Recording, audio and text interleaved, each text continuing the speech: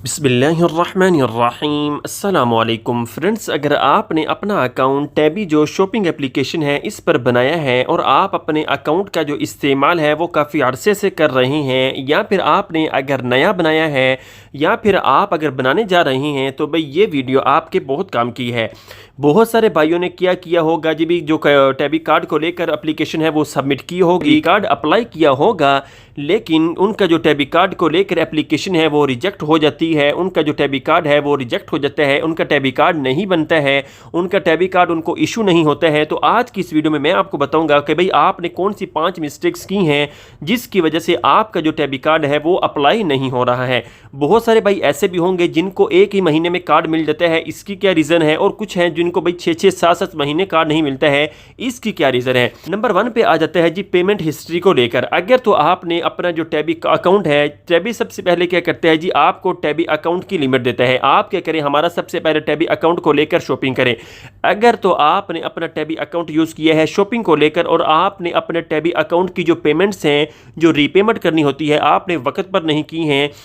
या फिर आपकी आउटस्टैंडिंग अमाउंट रह जाती थी, आपने कुछ टाइम लेट करके की है, तो इस तरह से आपकी जो क्रेडिट हिस्ट्री है वो ख़राब हो जाती है। नंबर 1 पे तो आ जाता है कि भाई आपने टैबी की जो पेमेंट्स हैं वो वक्त पर अदा नहीं की हैं, आउटस्टैंडिंग जो पेमेंट्स हैं वो रह गई हैं, जिससे आपकी जो टैबी प्रोफाइल है वो ख़राब हुई है, जिसकी वजह से टैबी क्या करता है, आपको इसलिए कार्ड नहीं देता है कि भाई ये जो बंदा है हमारी जो अकाउंट को लेकर लिमिट है वो वक्त पर नहीं करता है। तो इसका मतलब ये हुआ, अगर हम इसको कार्ड इशू करेंगे तो भाई हमारे जो कार्ड की पेमेंट्स हैं वो भी वक्त पर अदा नहीं कर सकेगा।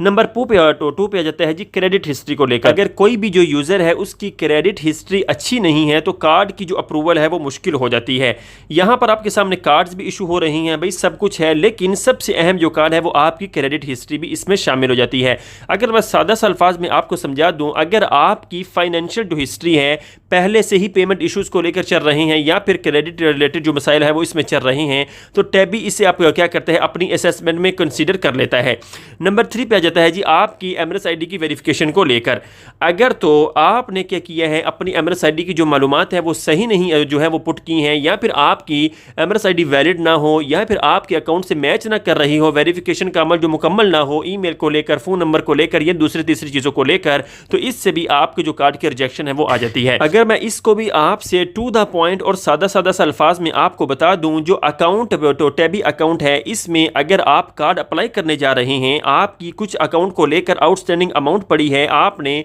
ओवरड्यू हो चुके हैं, आपने वो पेमेंट नहीं अदा की है, तो भी इससे भी आपका जो कार्ड है वो अप्लाई नहीं होगा, इससे भी आपकी रिजेक्शन 100% आ सकती है। नंबर 5 पे आ जाता है जी बेसिक एलिजिबिलिटी। इसमें आ जाता है जी आपकी जो उम्र है वो 18 साल हो, आपके पास यूएई का रेजिडेंसी कार्ड हो, या फिर आपने अपने जो टैबी कार्ड है इसके साथ, जो टैबी अकाउंट है इसके साथ अपना बैंक अकाउंट लिंक किया हो, या फिर बैंक कार्ड लिंक किया हो। ये बेसिक चीज़ें आ जाती हैं। अगर तो आपकी ये बेसिक चीज़ें सारी कंप्लीट हैं, आप चाहते हैं मेरी एमरेस आईडी के मुताबिक मेरा डाटा भी ठीक है, आपने ओवरड्यू भी नहीं किया है, फिर आप यही काम कर सकते हैं कि भाई आपने क्या करना है, जो टैबी अकाउंट को लेकर पेमेंट